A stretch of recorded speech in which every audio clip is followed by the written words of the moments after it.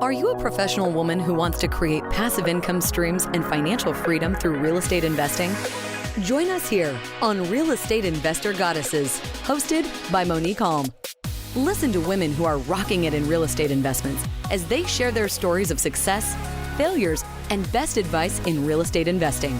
Start creating real wealth through real estate. Tune in today. Here's your host, real estate investor, syndicator, and developer, Monick Halm.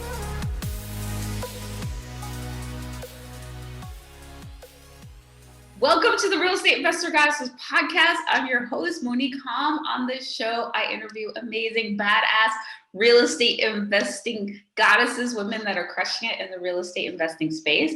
And I am so excited to have with me today, Suzy Sevier, who's the co-founder of Adventurous Investors. Her adventure began at a TEDx event, and we're going to talk about TEDx. And the theme was reset, and it changed her life in many ways, which she'll talk about. She took this theme to heart and used that theme as a launching point to regain control of her life, secure financial freedom, and give back to the community and discover her why. And she wants to share this journey by helping others achieve their greatest ROI, which is return on impact, which I love. And this is why I'm so focused on women investors, because I think that's what women are really about. It's not just a return on income, but a return on impact. So I'm super excited to have her. Welcome, Suzy. Yeah, and thank you so much for having me on, Monick. I'm so excited today to share this space with you. I'm excited to have you, and especially since you're like a goddess, you're part of our community and our events and things. So I love it. I'm so excited. So tell me, how did you get started in real estate investing? So how did you go from this TEDx event to being a real estate investor? Yeah, that's a great question. So the TEDx event, the whole theme was reset. And throughout the day, because it was a conference for a day, the speakers just talked about a variety of different topics. And I went away from that conference just telling myself, like, okay, I need to ask more like why questions. I need to think more outside of the box. Like, I need to see more silver linings. I need to see opportunity or challenges as opportunities. And so I just made sure that that was always in the back of my mind, like when I was doing something new or just doing the same thing, right? Just thinking about it differently. And so how I got started in real estate investing was actually because of COVID-19 and the lockdowns. So I currently live in Cambridge, England with my husband because he's active duty Air Force and he's getting his PhD at the University of Cambridge. And when the first lockdown happened over here, we had no idea how long it was going to last. We were just told, like, you will no longer be working at your workplace. And if you can't take your work home, then you have this break.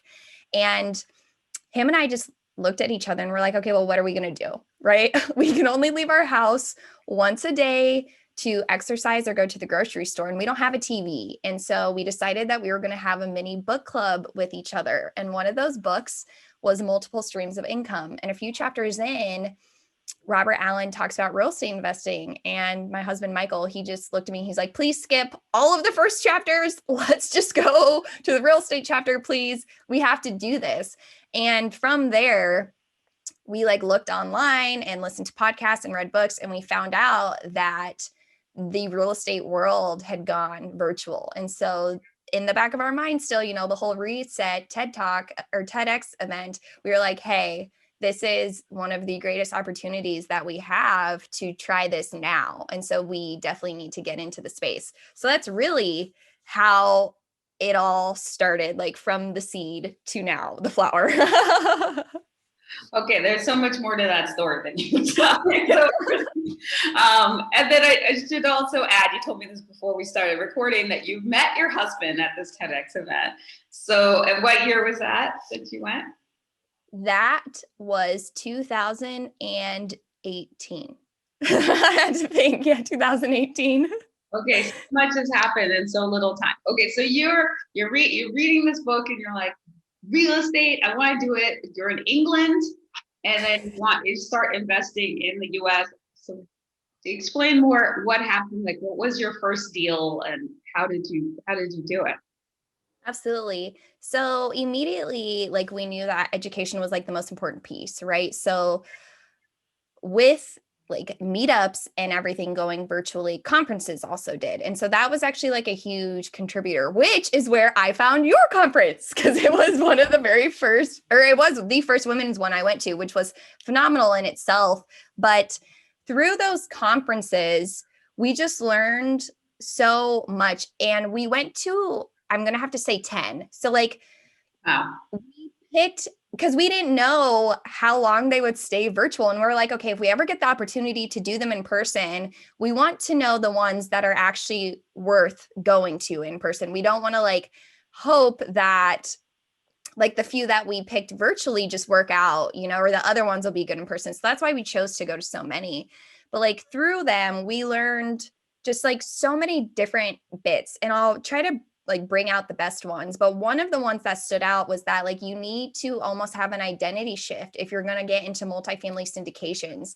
And what I mean by that is that like everybody saw me as, you know, like getting my MBA and being in accounting and now living over here. And everybody saw my husband as Air Force. Like that's it. And so just like through social media, we had to pretty much announce to the world that we were going to start investing in real estate, because from there, that's when people can start to like reach out and ask questions. And that's really when you like almost stop that limiting belief within yourself, right? Because once you announce it and people see it, it's like, okay, this is something I've now told people that I'm doing. I have to do it, you know, or at least that's how we felt. Yeah. And so through all of that, actually, that's how we found our like initial boots on the ground, right? Because with all the lockdowns, we haven't been able to travel, but we knew that from over here, like the biggest missing piece was having somebody in the States, right? Because like through the meetups and through education, we could learn how to underwrite. Like you can read and like talk to brokers via Zoom on your own. You know, you can do investor relations also via Zoom, but with something we knew we could not do was go and see the asset. And we were going to be extremely uncomfortable if we were submitting LOIs without having somebody actually look at the property.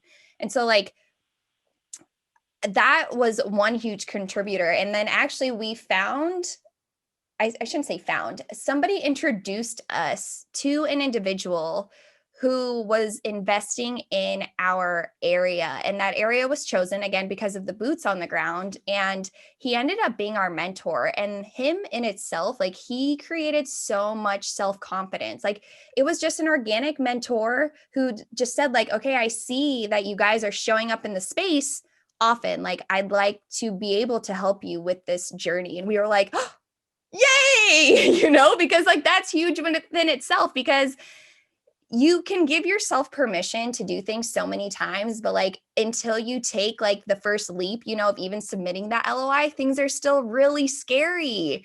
And so like having him there to just even say like, oh no, you're fine, this is how it works. It was like, cool, thanks. Like, you know, it just makes you feel so much better. But like from that, I guess, whole accumulation of like having that self-confidence and having that boots on the ground. But trust me, it still came with like a lot of being at meetups, being on conferences, spending a lot of time doing real estate activities. It led us to like our first deal, I guess, that we got under contract. And that was October of last year. And that was an 88 unit in Tulsa, Oklahoma. And that was just really exciting to see and to know that like we can do this from anywhere in the world, like when you have the right team on your side. That's incredible. So your first real estate deal, nothing else. Like you hadn't gotten a little house or something, but your first deal was an 88 units in Tulsa, and you had a mentor. Did you partner with this mentor? So how did you how'd you get this deal going? Yes, that's a great question. So like we're the lead sponsors, and we chose that role because we want to continue to do this when we move back. And so the mentorship relationship was more of a like, hey, we would like guidance. Like we don't need to, because like he has his own team, you know, like they're doing their own like pretty big deals, where like we would just like you to come on as guidance because we still want to do this on our own. This is like really important for us to do.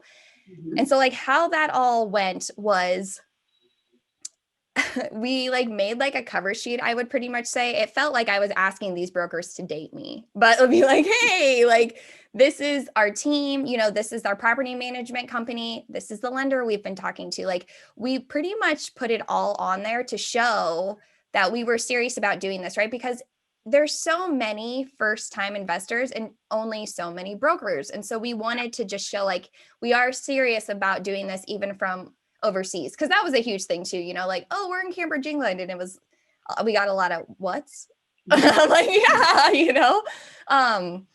But with that as well, like treating the brokers like humans, you know, so like we'd call just to chat, we'd call just to see how they were doing, you know, it would be a random text to just be like, hey, what's up? Because a lot of them had even said like, oh, I love well, American soccer, but I was like, oh, cool. I have that in common. It's over here. You know, that's something we can talk about. And so just doing that, and like if they sent deals, responding and saying like, oh, we will underwrite this, or this is not something we want to pursue at this time. So it's not just like, oh, I only talk to you when you have a deal that I talk to you all the time. And that really helped. And then having that property manager like already chosen really helped as well, because that just showed that that was something that we were serious about. And so, I mean, the team, then we also brought on somebody for investor relations and like to help also with capital raising, because as first time capital raisers, you also have no idea how it's going to go, right? Like that's all that also actually that felt the most scary, to be honest. Like, will the people that I've been talking to want to invest? Because the total raise was $1.75 million.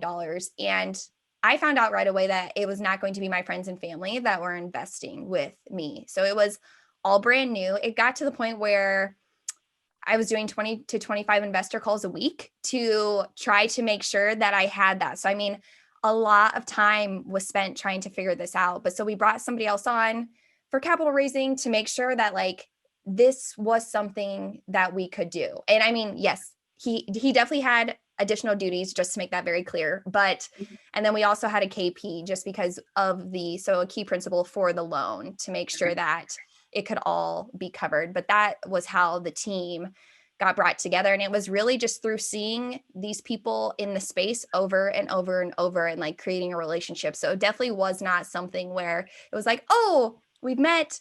I really like you after 30 minutes. Let's do this. It was like, okay, I see you often.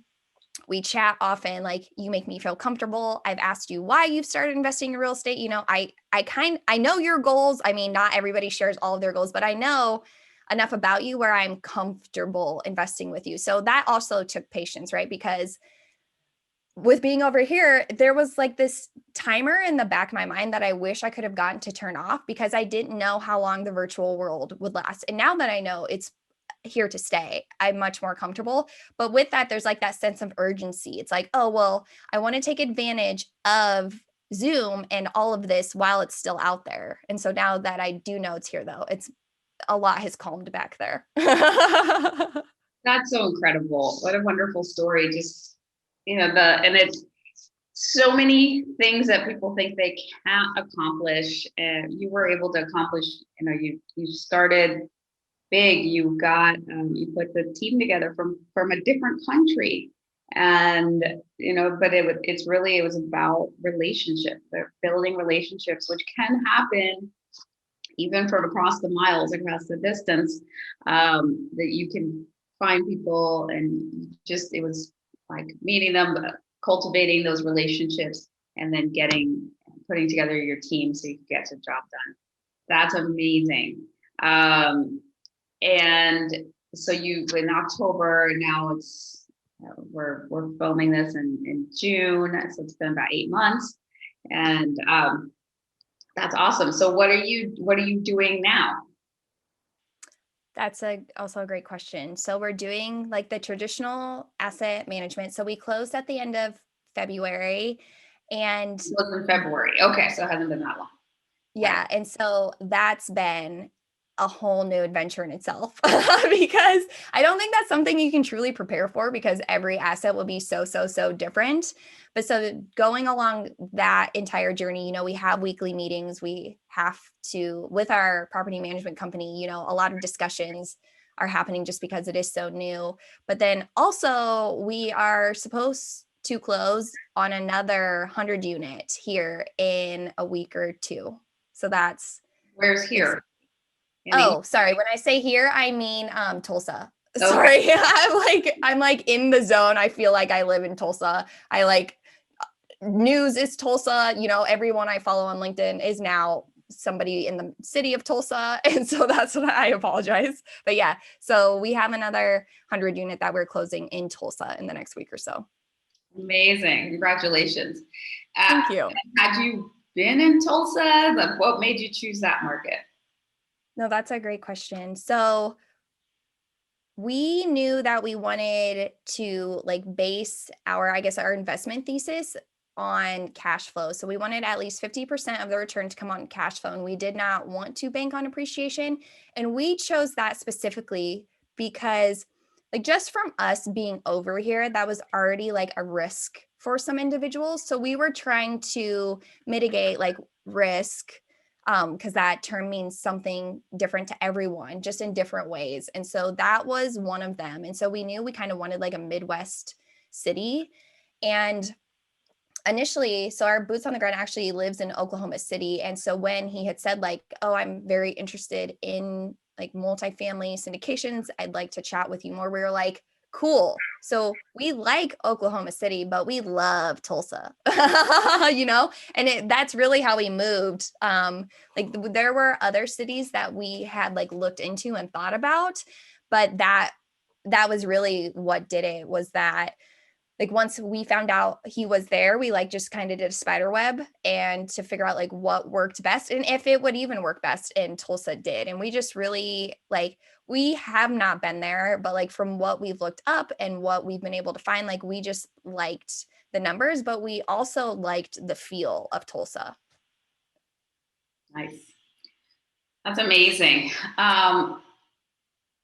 So you're still pretty new to the game, and it hasn't been that long, so you may not have an answer to this question. What's been your biggest mistake and what did you learn from it? So I actually do. So the biggest mistake I would say that I've made, and I guess I have two. So one at the beginning was thinking that I couldn't do it from over here, that was a thing in the back of my mind. And that's a huge mistake because if people who are living in Florida are investing in Washington or in Montana or wherever, that distance, it might not be 4,000 miles, but it's still pretty far, and I never needed to put that limiting belief on myself. And I don't know if I did it on my own or if it was also accumulation, of the other people who are like, oh, is that something you're really going to try to do? And when I look back on it now, I just think to myself, why did I give them the power to control my thoughts like that? Because that's huge. And that's something that's unnecessary. And I think that's really important for anyone in the space, if you're new or if you're not new, right? Nobody really should have that control over your thoughts and your mind because you can do it. You just have to tell yourself that you can do it. If I can do it from a different country, I promise you, you can do it inside the same country, I do. But in regards to real estate investing, I'll word this I'm going to try to word it well, but our seller also owned the property management company, right? So it was he was the seller and he had the property management company under his company as well. And I should have thought to look deeper into all of the rent rolls. And it was just something that I now have learned from it. And I just say that because when we closed, the delinquency changed for the next month a lot. And so with that, I had just thought to myself, hey, I need to do something. I need to dig deeper next time.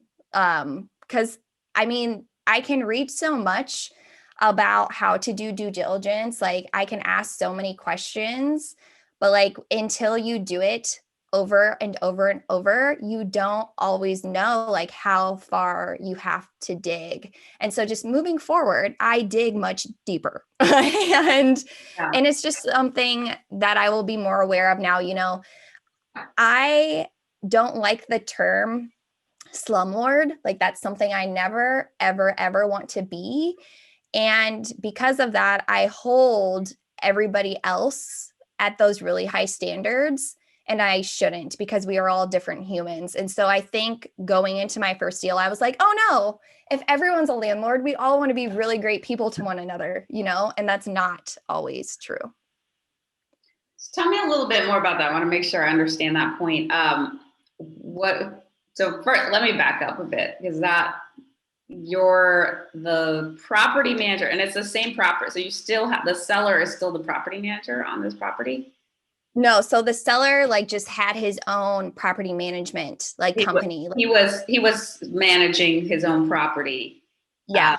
But he's not the property manager that you're currently using. So you had a new property manager that you're working with. Okay. Mm-hmm.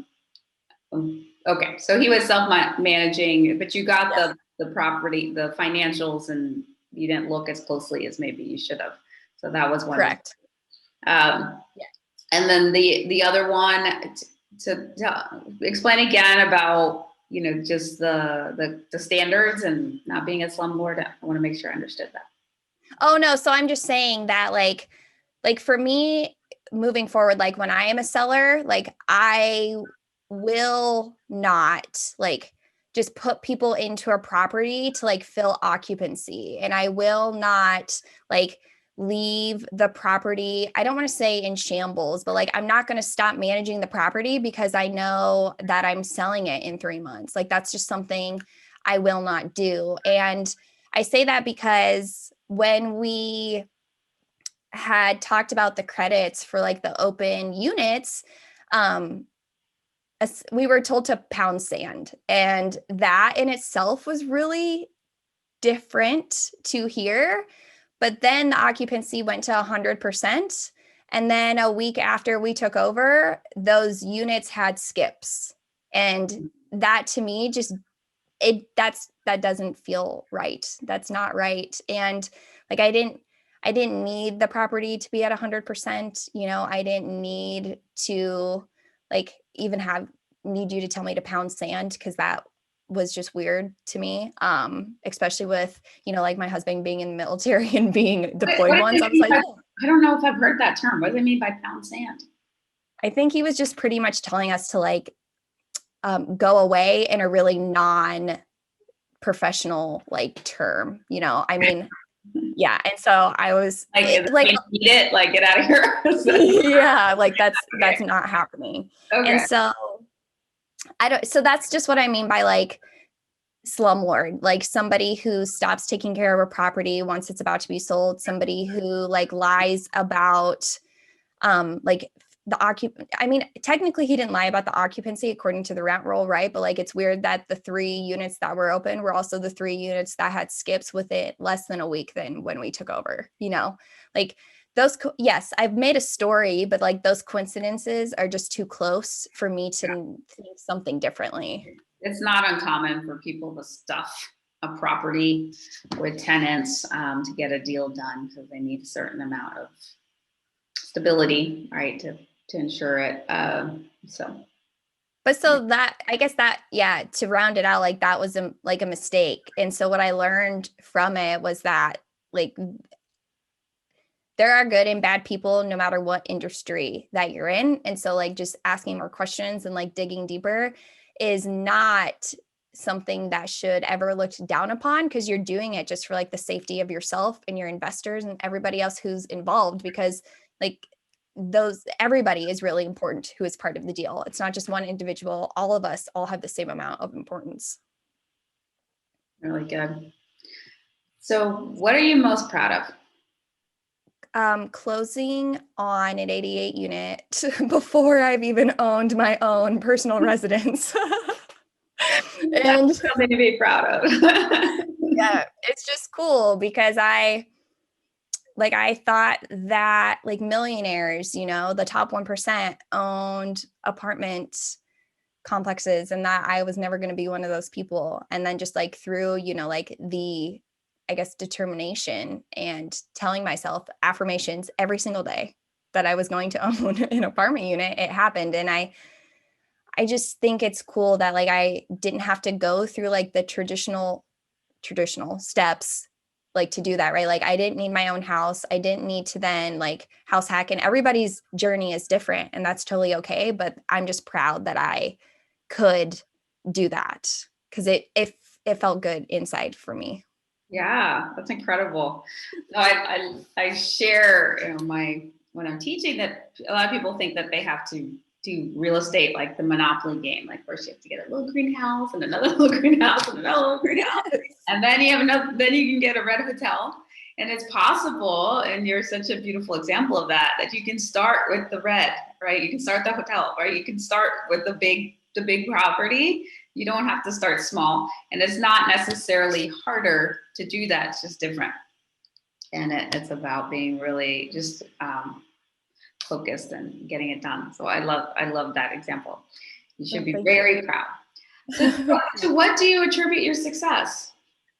Really, so it would have to be like seeing COVID-19 and the lockdowns as the opportunity instead of as a challenge, right? Because like I'm a very active human. And so once even I was told like, hey, you have to hang out in your flat for who knows how long, like that was really difficult. And so like getting past that, because like I moved here. Well, so Michael moved here first, but I moved here later, and I moved here in like towards the middle of winter. And so one, it's like getting the light comes up at 8:30 and starts to get dark at 3:30. So that's a new challenge, right? But then I'm in a whole new country and I'm trying to meet people. That's a challenge. Then I've met people and COVID happens. Whoa, new challenge, right? And like just wanting to be around people and wanting to be active, that like can strip a lot away from you, because at the same time you're like creating a new identity and learning who you are when you're no longer in like a comfortable space. And so just like waking up every day and like asking myself, like, how can I make this day serve me? What can I do to make the best of it? And like once, I don't know, I think it was just fate for us to read the book. And so like once it happened, it was like, no, like this has everything to do with how I will start feeling, like the people I'll be able to see, right? Because when you go to meetups, you're like, I mean, yes, it's a virtual room, but you meet a lot of people. And it was like, cool, I can talk to people again. And we actually all have something in common because this space is amazing, and there are a lot of people who are interested in it. So like it made, I guess, these four walls feel different because I'm in them all the time. I mean, and even now, right? Like we're still not really out of our lockdown and I still work from home. And so like majority of the time it's me and my cat. So yeah. I think, and what you're saying reminds me of this quote from Napoleon Hill. I think it's something to the effect of, out of every challenge or disappointment is the seed of equal or greater opportunity. And, you've really taken that. There's a lot of people with this past year and a half, they look at what's happened with COVID and they're like, oh no, why me? It's like terrible. And instead, it's really valuable to go, life happens for me, not to me. There's gifts, there's wonder, there are things happening here that, will make it the best thing ever. And you really embodied that. It's beautiful. Thanks. So what advice do you have for a woman who's just starting out? I mean, you're pretty new in this game, but you're having a tremendous amount of success. So what advice do you have for a woman who's just starting out? So my advice would be to like deeply think about like your like purpose and your why and your end goal. And it can change, and that's totally okay, right? Because we change and grow every day. But like take a day and like, think about it, write it down. Then I would probably come back to it the next day and, even like a week later. And I say that because like once you, well, one, have written it out so many times that you probably haven't memorized, like that will drive you to continue to want to like wake up and answer the emails or, have calls after your traditional 9 to 5.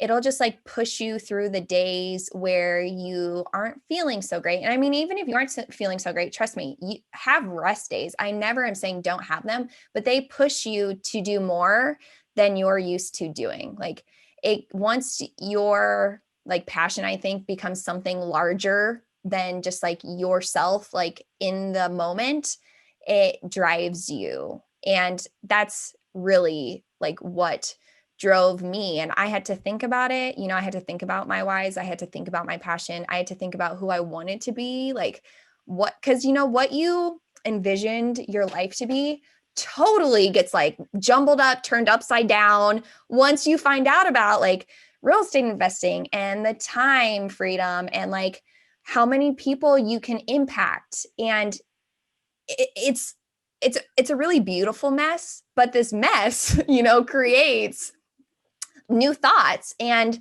so like you do have to go through it all over again and, like decide like, hey, I am more, I can do more, I want to impact more, and this is how I'm going to do it. And really, like, that's truly, truly, truly, like, I think the best advice that I can give to somebody who's just starting out. I love it. I love it. So before we get into our famed end of show Trinity, which is our brag, gratitude, and desire, what is the best way for people to connect with you?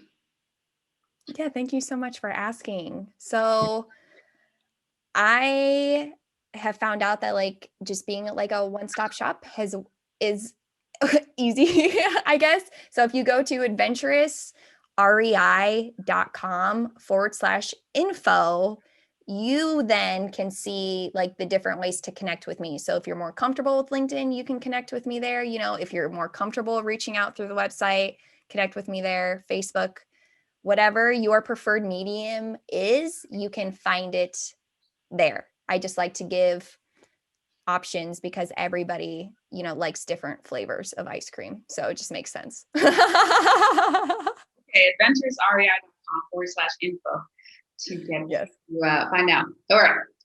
Now, time for our Trinity, the brag, gratitude, and desire. What are you celebrating right now? What's your brag? So my brag is closing on the 100 unit here in a week or so. That I'm very, very excited about. When people say it's like the power of the first deal, I believe part of that, like not only within the people who have been watching, but within yourself. Like you have so much more confidence moving forward to submit more LOIs and to talk to more people. And so that's what I'm celebrating. The momentum works and it's there. And I promise you guys will feel just as wonderful as everybody else does once they close their first deal. Well bragged. And what's one thing you're grateful for? So one thing that I am grateful for actually is like now that we do have a little more freedom over here, just because the lockdown, I mean, even just getting out of this third one has felt longer this time. I am going camping in 2 weeks with my husband and we're going kayaking. And that's just really exciting because I just want to be like outside again for a really a weekend isn't like a super extended period of time, but right now it feels like it just to like be in the fresh air and, like just to be able to like close my eyes and sit and like hear all of the sounds and just take in the wonderful earth that this is. Beautiful. And last but not least, what's one desire? So one desire actually is to like impact the people that I'm surrounded by. And what I like, that might sound broad, but like I intentionally like go into meetings differently now. And so like, it's really just impacting one person Like, even if it's a 1% better every day, that is one thing I desire to do every single day, just because we were all born to make an impact. And I want to make sure that I'm doing that, like, at the smallest level, if anything, just to hope to create that ripple effect. Beautiful. So shall your desire be, or so much better than you can imagine. Thank you. You're welcome. Thank you, Suzy, for coming and sharing your super inspiring story with us. Y'all, you can connect with Suzy at adventurousrei.com/info and connect with me at reigoddesses.com. There you can find out about our events like Suzy attended and our trading programs, our investor club. So to get into passive opportunities like she's described, and just to connect to our incredible community of women investors. Also, please subscribe to the podcast so you don't miss another amazing Real Estate Investor Goddesses podcast interview. Thanks, and bye-bye. You have just listened to another episode of Real Estate Investor Goddesses, a show dedicated to sharing stories of women creating real wealth through real estate. If you found value on what you just heard, feel free to share with your friends. Visit us at reigoddesses.com to learn more about our programs and live events, as well as to access other resources. Until next time.